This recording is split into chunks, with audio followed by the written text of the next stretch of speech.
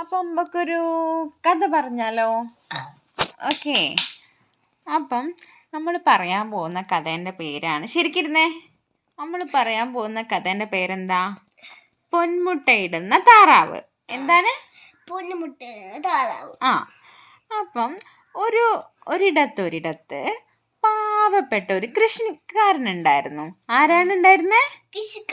കൃഷിക്കാരന് ഒരു താറാവ് ഉണ്ടായിരുന്നു. എന്താണ് ഉണ്ടായിരുന്നത്? താറാവ്. ആ താറാവ് എന്നും ഓരോ സ്വർണ്ണമുട്ടകളിടും. എന്താണ് ഇടുക?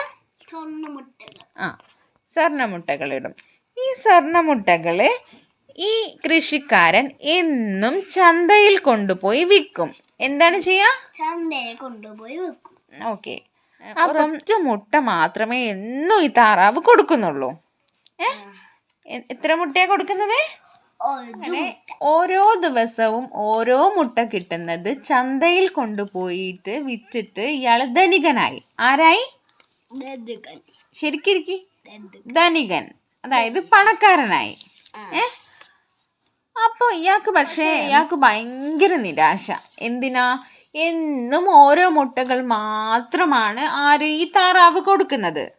അപ്പൊ ഇയാൾക്ക് പെട്ടെന്ന് ധനികനാവണമെങ്കിൽ, അതായത് പെട്ടെന്ന് പണക്കാരനാവണമെങ്കിൽ കുറേ മുട്ട കിട്ടിയാലല്ലേ പണക്കാരനാവുള്ളൂ. ഇത് ഓരോ മുട്ട കൊണ്ടുപോയി വിൽക്കുന്ന സമയത്ത് കുറച്ചല്ലേ പൈസ കിട്ടുള്ളൂ. അപ്പൊ കുറേ മുട്ടകള് ആവുന്ന സമയത്ത് ഈ കൃഷിക്കാരന് ഒരുപാട് പൈസ കിട്ടുമല്ലോ എന്ന് വിചാരിച്ചു. അങ്ങനെ ഒരു ദിവസം പണങ്ങളില്ലേ, വിറ്റ പൈസ, അതൊക്കെ എണ്ണി തിട്ടപ്പെടുത്തി വെച്ച് കഴിഞ്ഞപ്പോൾ അയാൾക്ക് പെട്ടെന്നൊരു ബുദ്ധി ഉദിച്ചു. എന്താണ് ബുദ്ധി? ഒരു ദിവസം ആ മനുഷ്യൻ താറാവിനെ കൊന്ന്, എന്നിട്ട് അതിൻ്റെ വയറ് തുറന്നിട്ട് അതിൻ്റെ മുട്ടകളൊക്കെ എടുത്ത് പുറത്തിടാന്നുള്ള ആഗ്രഹത്തോടെ വയറങ്ങോട്ട് കീറി. തുറന്നു നോക്കുമ്പോഴോ മുട്ടകളൊന്നുമില്ല. ഒരു മുട്ട പോലും അയാൾക്ക് കിട്ടിയില്ല. ആ താറാവാണ് ചാവുകയും ചെയ്തു. അപ്പൊ എന്താ, അയാൾക്ക് ഇനി മുട്ട കിട്ടുമോ? താറാവ് ചത്തുപോയില്ലേ.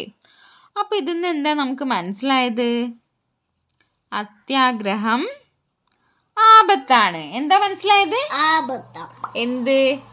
അത്യാഗ്രഹം. എന്താണ്? അത്യാഗ്രഹം.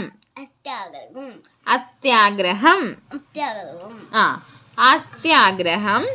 ആപത്താണ്.